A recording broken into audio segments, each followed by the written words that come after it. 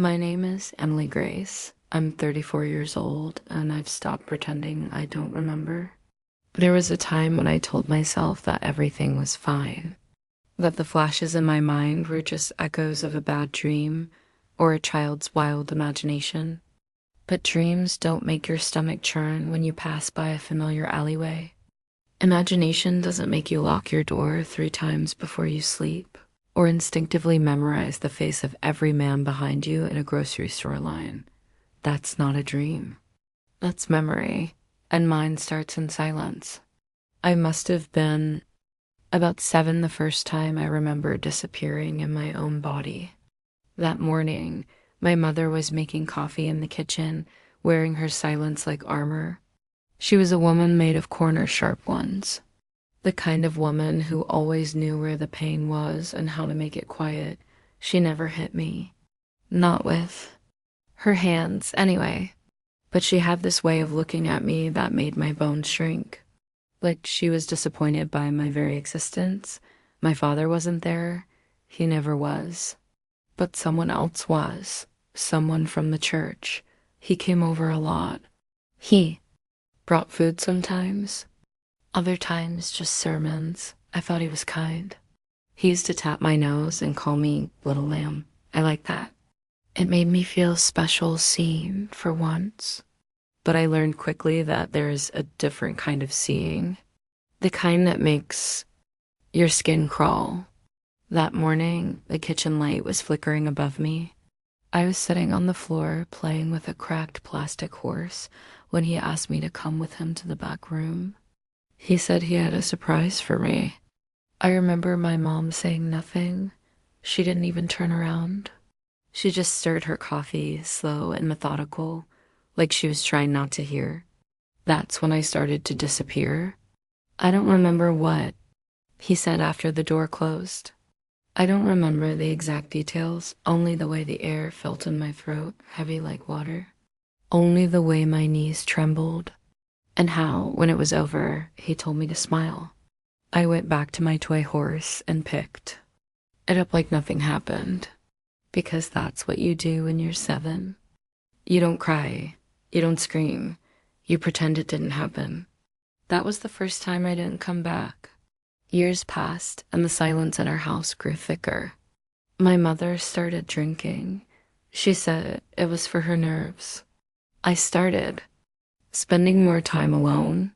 Sometimes I'd sit in the bathroom and turn the tap on just to hear something, anything. The second time it happened, I was 9. This time it wasn't the church man. It was a neighbor.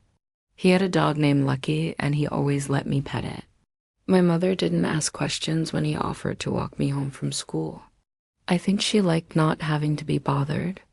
Or maybe she was too busy counting her pills in the kitchen drawer. I don't know why I went inside his house. Maybe because I thought I had to. Maybe because when you've been taught that adults are always right, you don't learn to say no. You just freeze. Afterward, I walked home slowly. My socks were wet. I remember that. I sat on the porch and watched the sky turn purple. I don't think I said a word for the rest of the week. And again, no one noticed. School was hell. I was awkward, quiet, and always flinching when someone touched my arm. Kids are cruel, especially when they sense weakness. I learned how to fold myself smaller and smaller until I barely took up space at all. That was safe. Invisible was safe. But even invisibility doesn't save you from the internet. When I turned 13, we got our first computer. It sat in the corner of the kitchen, a clunky, secondhand monitor with a humming tower that overheated. Constantly, my mother said it was so I could study. I used it to escape. Back then, chat rooms were full of ghosts. Strangers who could be anyone, and so could you. I lied about my age. I said I was 15, then 16, sometimes even 17. I just wanted someone to talk to me like I mattered. Like I wasn't broken. That's how I met Rob. He said he was 19. He was 27. I told myself it was okay. That it wasn't wrong because he didn't force anything. because he said nice things, because he listened. I told myself that so many times I started to believe it, until the day he drove 8 hours to see me. I still remember the way his car smelled like stale cologne and old fast food. I was standing outside with my backpack, hands trembling, but I got in. I thought it was love. I thought I was being rescued. But rescue doesn't look like the back seat of a car parked behind an abandoned building. Rescue doesn't feel like hands you didn't ask for. When it was over, he told me to smile. He dropped me off at school like nothing had happened. And for a while, I pretended to. I told myself it was my fault. I shouldn't have lied about my age. I shouldn't have said yes. I shouldn't have gotten in the car. That's how predators survive. They make you believe you did it to yourself. When my mother found out, she screamed. Not because of what he did, but because she thought I had embarrassed her. She told me I was dirty, that no man would ever want me now. That night, I packed a small suitcase and left. He picked me up. His cousin was driving. We were in the back seat when he started touching me again. This time I didn't resist. I was tired, empty. I remember the gas station sink I drank from.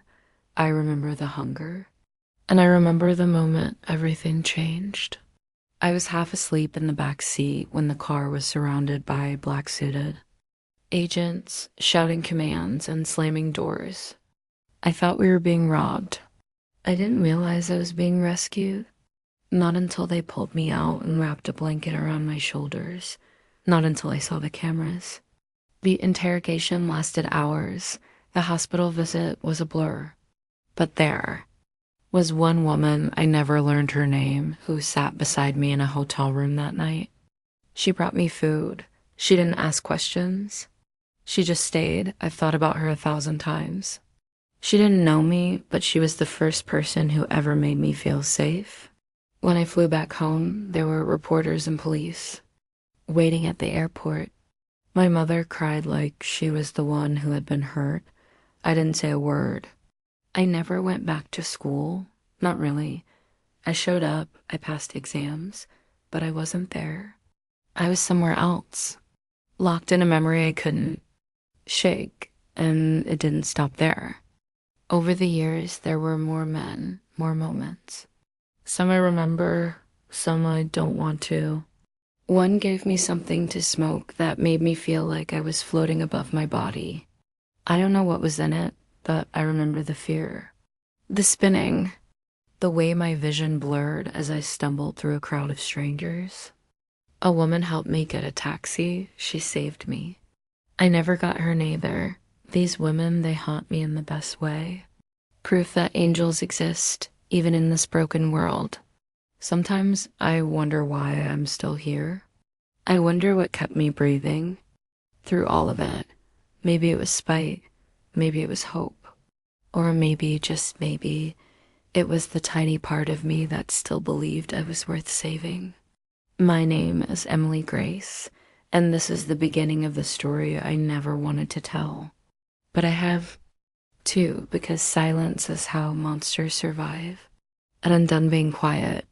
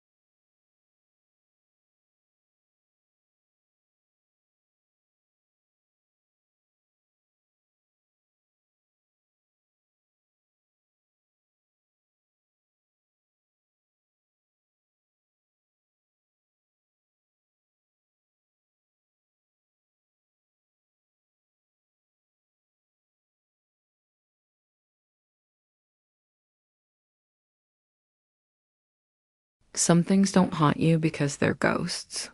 They haunt you because they were real.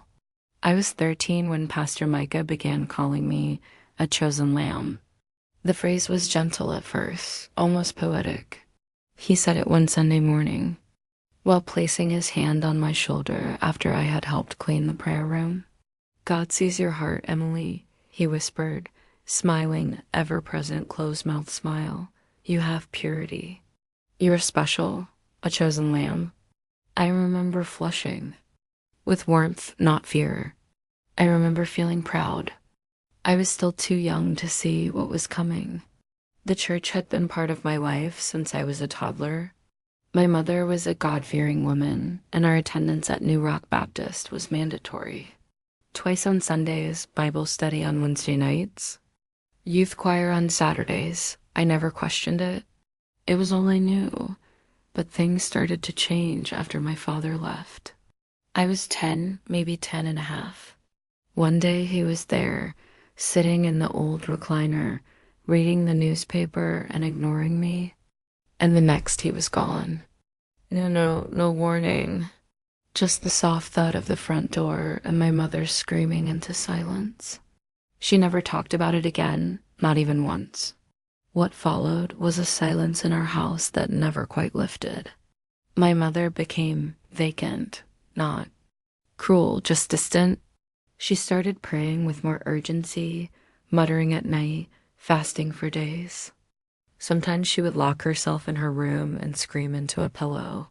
I would sit outside her door, quietly reciting the Psalms. When Pastor Micah began paying attention to me, I thought it was a gift from God. Finally, someone saw me. I remember the first private lesson he invited me to. "It's advanced scripture," he said. "You're growing into a woman, Emily. It's important to prepare your spirit." We met in the small prayer annex behind the sanctuary. It smelled like mildew and dust-covered hymnals.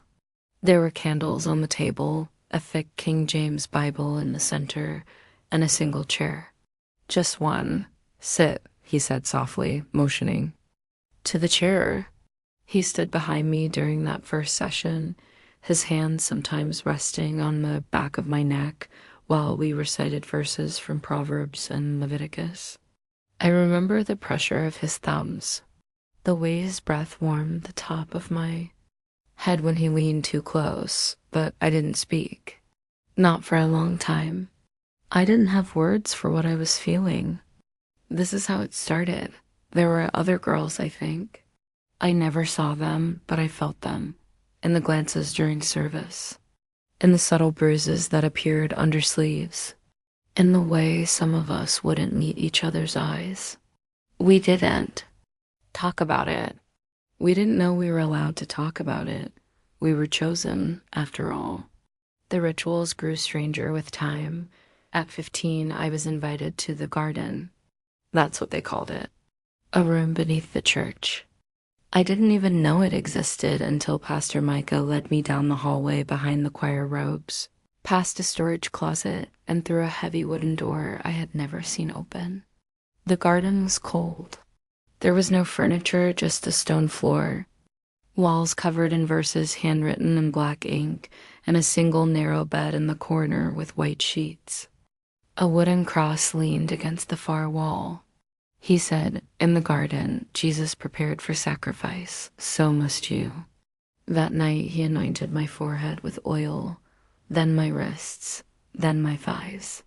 I cried, but I said nothing. I still believed this was some higher calling, that my pain was holy. I didn't know how to tell my mother. She was so deeply woven into the church by then. Her identity depended on it. If I questioned the pastor, I would be questioning her faith. I would be calling her life a lie, so I stayed quiet. I pressed my shame deep into the pit of my stomach and locked it behind silence. I was good at that. By 16, I started splitting. It's not a medical term. I'm not talking about a diagnosis. I'm talking about the sensation of being two people. The girl in the pew, smiling softly, taking communion, singing hymns, and the other one, the shadow girl, screaming beneath. Her skin, eyes wide, hands shaking, never really touching anything. I remember once seeing my reflection in the church bathroom and not recognizing myself. I had lost so much weight that my collarbones jutted out. My eyes looked sunken. I pressed my fingers to my cheek just to see if it was real. I prayed for something to intervene, an angel, a bolt of lightning, a fire to burn the whole sanctuary down, anything, but all I ever got was silence. The nights in the garden continued. He stopped reading the Bible. There were no more verses, just rituals. His voice became more guttural. He began saying things like, "You are mine," and "You carry the burden of temptation." Sometimes he would speak in tongues. Other times, he would hum lullabies while tracing crosses on my back with oil. One night, he tied my hands. Another, he called me Eve. Afterward, he would always cry.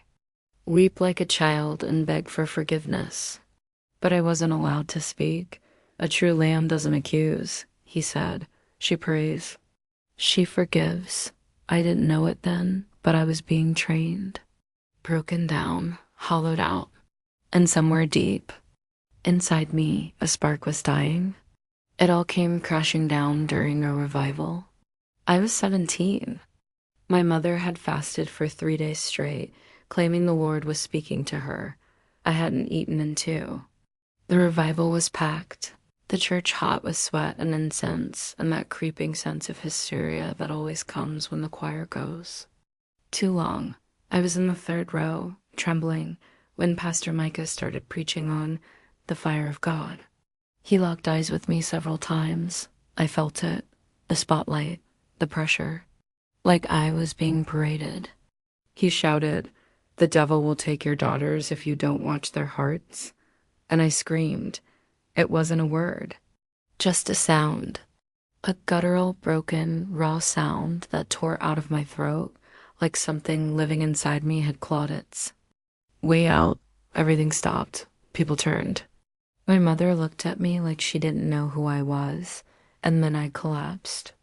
They said I had a seizure, that I was possessed, that demons had entered me because I had sinned in secret. They brought out the holy oil and surrounded me, chanting and speaking in tongues. I lay on the floor, vomiting, shaking, wetting myself, and he stood over me. Pastor Micah, his hand raised to the sky, crying, screaming, pretending. They kept me in a church-run facility for 3 months after that. They said I needed deliverance, healing. They took away my phone, my notebooks, my voice. Every day, we were woken at 4 a.m. to pray, then ice baths, then confession, then fasting, then scripture repetition, over and over. Blessed are the meek, blessed are the meek, until my mouth bled from whispering it through cracked lips. I saw other girls there, younger than me, some much younger. Some didn't speak at all, some screamed at night. One carved Bible verses into her arm with a fork. Another tried to throw herself down the stairs.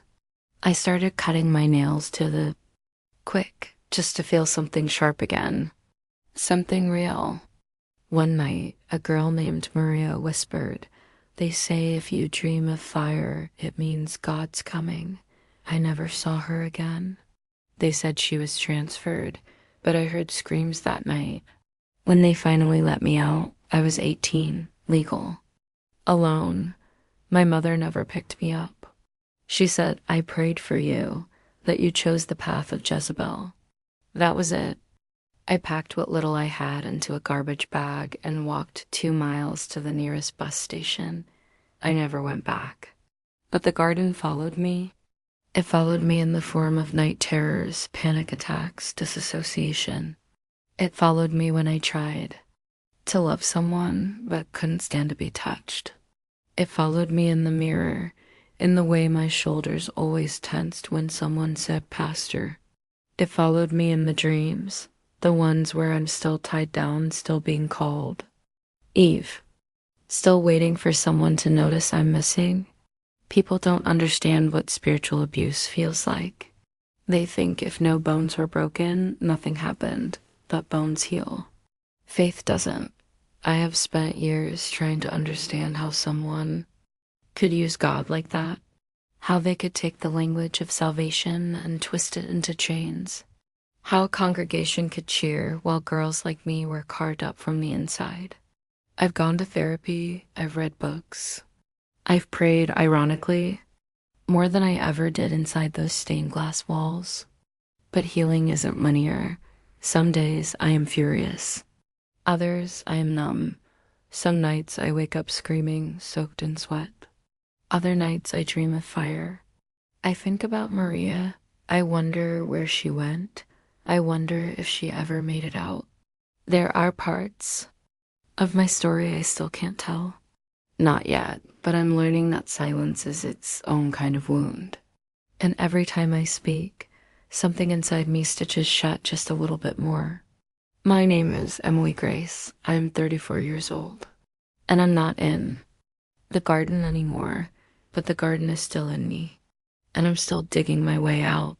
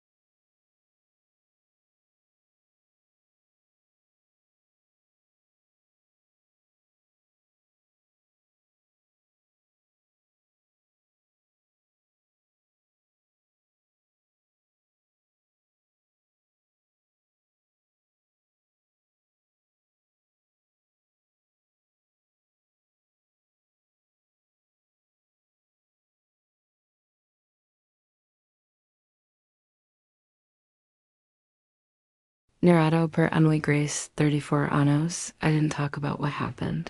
Not to my mother, not to my friends, not even to myself. Some things, when spoken out loud, become too real. And at that point, I wasn't ready to let the weight of it crush me. I returned home like someone returns from a funeral. Quiet, hollow, distant. I was only 14. And I had already seen what most people would spend their entire lives trying to unsee. I had learned how love can be used as a leash, how tenderness can be a mask for control, and how monsters don't always look like monsters. They can look like someone who drives 8 hours just to see you, someone who smiles while you're breaking, someone who says, I love you while taking everything. After I came back, nothing was ever the same. My mother tried to return life to normal. She made me soup, washed my sheets, stayed close but never too close. She didn't know how to talk about it, and I didn't know how to let her. Every time she looked at me, her eyes were filled with a kind of guilt that made me nauseous. Like she thought it was her fault. Like I needed her to carry. And for me, I didn't want that. I didn't want anyone to carry anything. I just wanted to forget. But forgetting never really works.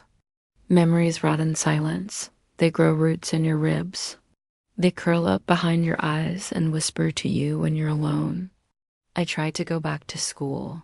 People stared. Some whispered. Others avoided me entirely.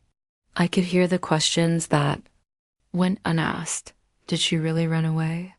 Was she with him by choice? Why would a girl do that? I heard a boy in my class say she probably liked it. He laughed. And everyone else just let it happen. So I learned quickly. Be quiet. Don't cry in public. Don't flinch when the counselor asks if you're okay. Smile, say yes, and keep your secrets in your mouth like blood you refuse to spit out. I started having trouble sleeping. I'd wake up soaked in sweat, unable to breathe. I dreamed of locked car doors, motel rooms with no windows, a man's breath hot against my skin. Sometimes I'd dream I was still in the back seat and no one ever found me. That I'd been forgotten, that I never got out. Worse than the nightmares were the shadows in the walls. The ones that didn't come from dreams. The ones that showed up at 2 a.m. when the house was silent and the air felt too heavy to inhale. At first, I thought I was just tired, hallucinating, but it kept happening. A slow creak of the hallway floor when no one was awake. The sudden shift of the bedroom door, cracking open by inches.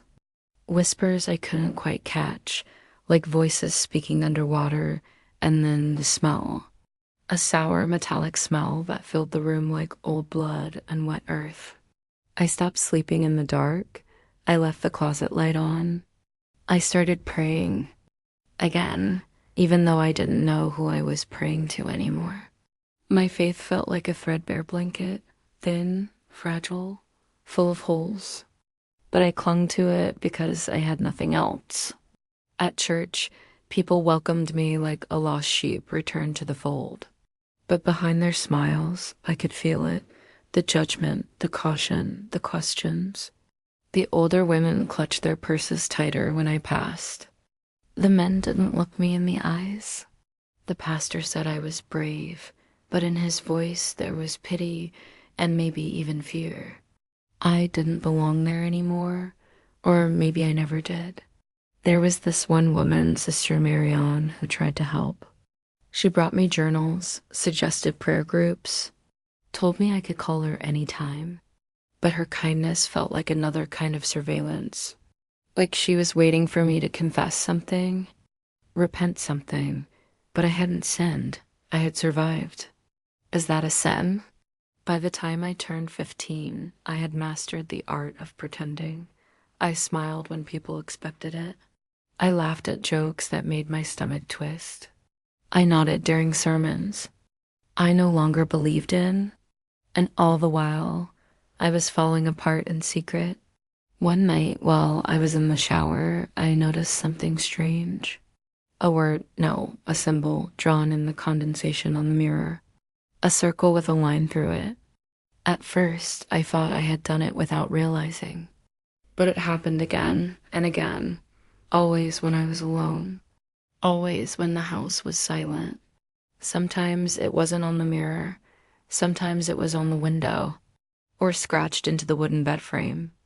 Once it was drawn faintly in dust on the hallway floor. I started to wonder if I was losing my mind. But then the voices started again. Clearer this time. Not words. Not exactly. More like emotion spoken in a tongue I didn't understand. They made my skin itch. My teeth ache. The air would turn cold, even when the heater was on. I tried to tell my mother once. She said, "It's just stress. You've been through so much." She meant well, but she didn't understand. This wasn't stress. This was something else, something darker, something older. At school, I started spending more time in the library. There, I found books that no one read. Obscure religious texts, old demonology dictionaries, journals of survivors. I wasn't looking for proof, I was looking for pattern. I needed to know that I wasn't alone, that what I felt had a name. That maybe, just maybe, I wasn't crazy. In one of those books, I read about spiritual attachments, spirits that cling to trauma like parasites, feeding on pain, nesting in silence. They don't haunt places. They haunt people. They come in after the breaking, not before. They come in after something inside you dies. After that, I stopped questioning it. I knew something had followed me home. Something that had been invited by my fear, by my despair, by my shame. Something that fed every time I refused to speak. So I started talking to it, not out loud, not directly, but through the pages of my journal. I wrote every night as if it could hear me, as if writing could exorcise it. Some nights I'd wake up and the journal would be open, pages flipped, to entries I hadn't reread. Once I found a single word written at the bottom of a blank page. Listen. It wasn't my handwriting.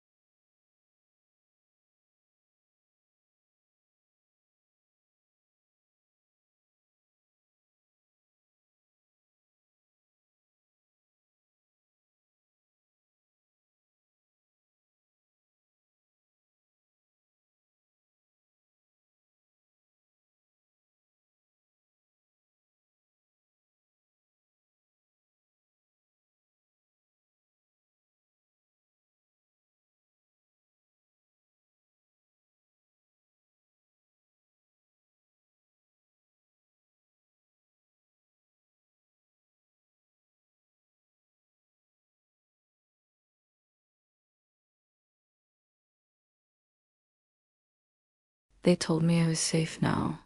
Safe. It's such a fragile word. Brittle like a porcelain cup you keep on a shelf. Just say you have one, not because you trust it to hold anything real. The officers, the nurses, even the woman who sat next. To me, on that suffocating flight back home, they all use that word as if repeating it enough could make it real. You're safe now, Emily. But they didn't see how the lights flickered when I walked into a room, how the air thickened, how, even with my mother's arms wrapped around me, I couldn't stop shaking. I couldn't breathe right. My chest felt like it had been hollowed out and filled with water, heavy and sloshing, choking every breath I tried to take. I didn't sleep that night, or the next, or the one after that. I just laid there watching the ceiling, listening, because something had followed me back. It wasn't Rob, not exactly. It wasn't his voice I kept hearing whispering behind the closet door. It wasn't his breath that I felt against my neck at 312. Aim every single night for weeks? No. What followed me was worse. It was the echo of him, the thing that had worn his voice and face like a mask, even when I was too young to understand. And it brought with it a silence so loud it roared inside my skull. That silence has a weight to it. It's the kind that presses on your chest like a hand, keeps your thoughts pinned down until they squirm and twist into something else. And in that silence, the screaming begins. At first, the screams came only in my dreams. Children, women, sometimes. Even my own voice, but twisted, distorted like I was underwater, or like my throat had been ripped out and I was still trying to speak. I would wake up drenched in sweat, fingernails clawed into the bed sheets, heart pounding like a gunshot in an empty church. The doctor said it was trauma, PTSD. My mother didn't say anything. She just sat across from me at the kitchen table, holding her coffee cup like it was the only thing keeping her hands from flying apart. Eventually, I stopped telling her about the dreams, about the voices, about how every time I walked past a mirror, I saw someone standing behind me. Not Rob, not anyone I knew, just ... A tall figure, faceless, motionless, and waiting. Always waiting. Then came the sounds in the walls. The scratching. At first I thought it was rats or maybe raccoons. We lived near the woods and things sometimes got in. But it wasn't that kind of scratching. It was slow, deliberate, rhythmic. Like someone dragging their nails across drywall, again and again, tracing the outline of something they wanted me to see. I told my mother once. She told me it was in my head. So I stopped telling her. One night, I left my phone recording overnight just to prove I wasn't crazy. When I listened the next morning, there was nothing, just silence. Not even my breathing. Like something had swallowed the sound itself. I deleted the file. I didn't try again. I think that was the beginning of my unraveling. People think trauma is one big, loud explosion. A fire that tears through your life and leaves you in ashes. But sometimes it's a slow leak. A drip in the back of your mind that you stop noticing until your house floods and you don't remember how to swim. By the time I turned 18, I barely left my room. I couldn't trust my eyes or my ears. I'd wake up with scratches on my arms, bruises on my legs. Things I couldn't explain, things I knew no one would believe. I remember one afternoon I hadn't slept in 2 days. I stood in the shower for almost an hour, just staring at the drain. The water was off, I was dry, but I could hear water rushing.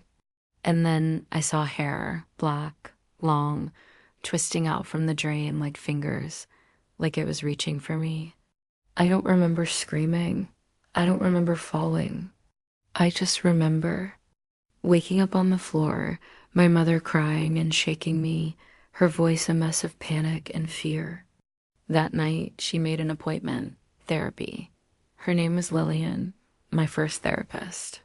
She was kind, gentle, patient, too patient maybe.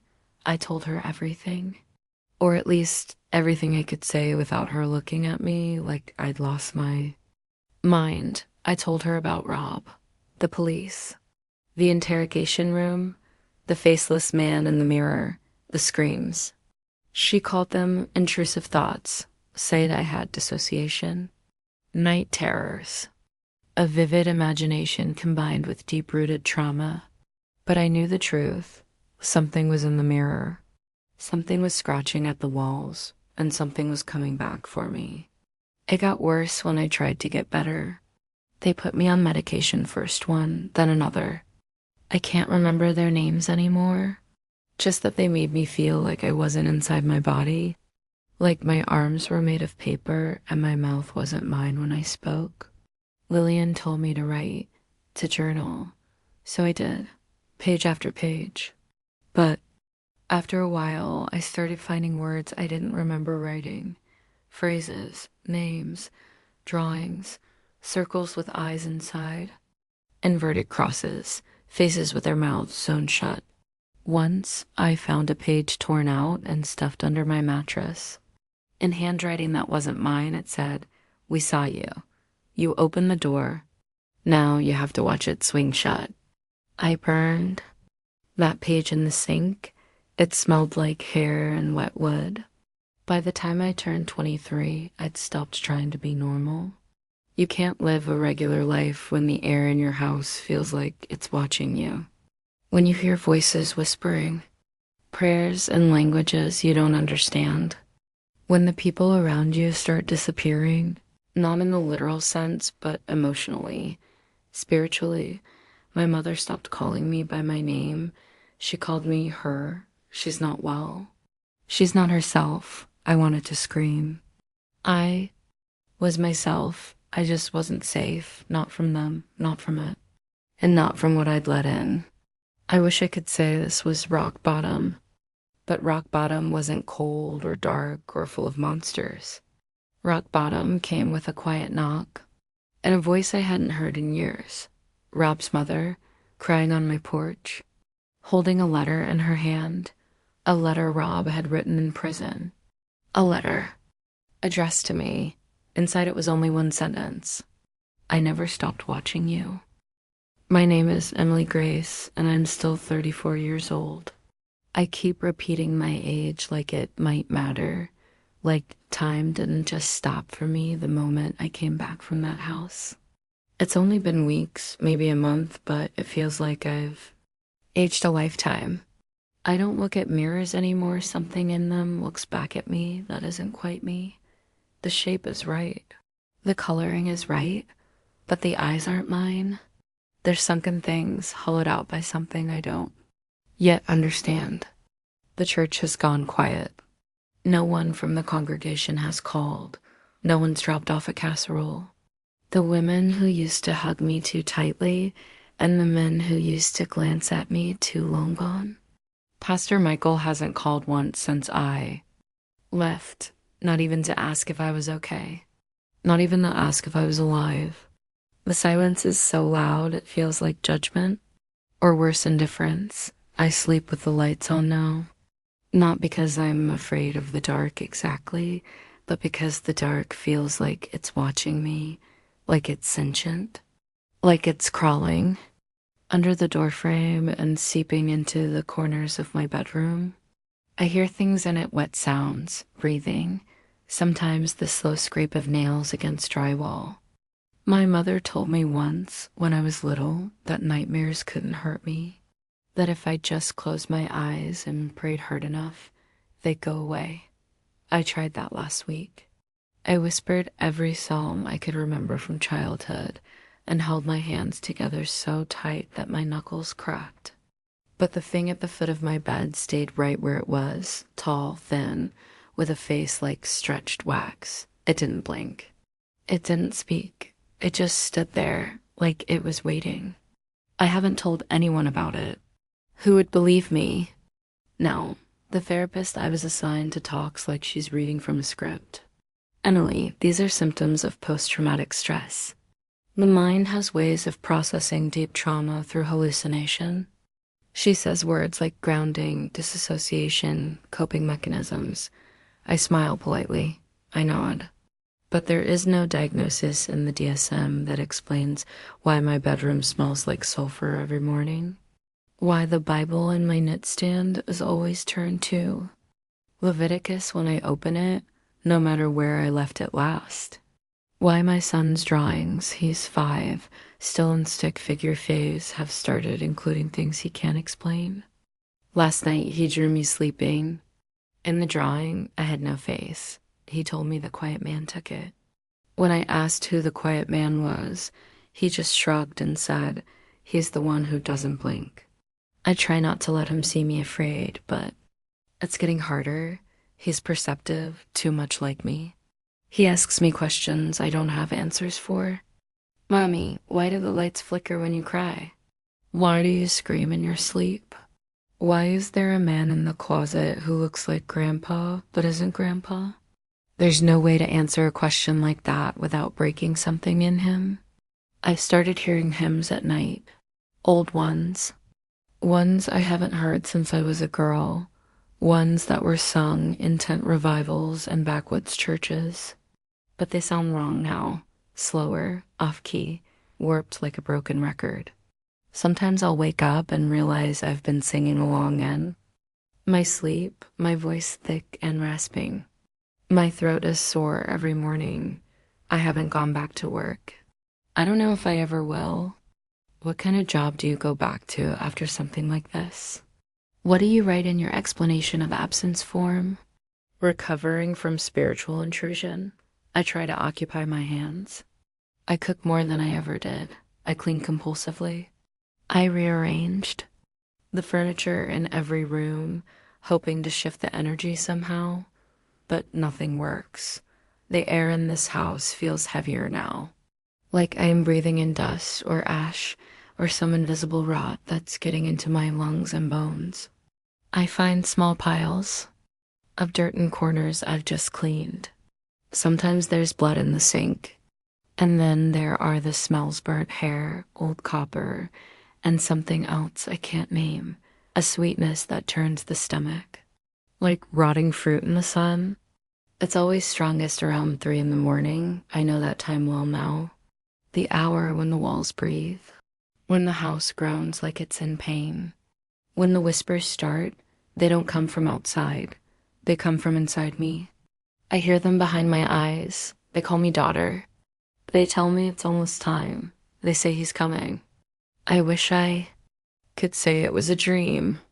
I wish I could chalk it up to trauma like the therapist wants me to, but I've seen too much now. I know too much. And part of me knows this was never just about me, because I've started remembering things I shouldn't. Flashbacks I don't recognize. Faces I've never seen before. A man with no lips whispering Latin. A woman holding a baby with a bruised skull. A fire in the woods. A voice louder than thunder shouting my name in a language I don't know. And then there's him. The one I saw when I closed my eyes at the church. The one who stood behind Pastor Michael when he put his hand on my head. The one whose hands were backwards. He's showing up more now. In reflections, in my dreams. Sometimes behind my son in photographs, never clear, never quite solid, but always there. I asked my grandmother about him. She grew up in the old way salt. Lines, protective prayers, burying jars in the backyard. When I showed her a picture of my house, she went silent for a long time. Then she told me, "You need to leave, child. You need to leave that place before the soil eats you." But I can't. I'm trapped by logistics, by bills, by custody arrangements, by all the small ways life keeps you in one place, even when your soul is screaming to run. So I've started preparing.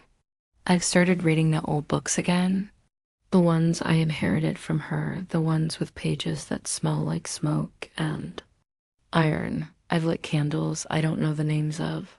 I've drawn symbols in chalk and hidden them beneath rugs. I've learned to pray with my eyes open, and still he comes. Not every night, but more often now. Once, I saw him crawling on the ceiling like a spider.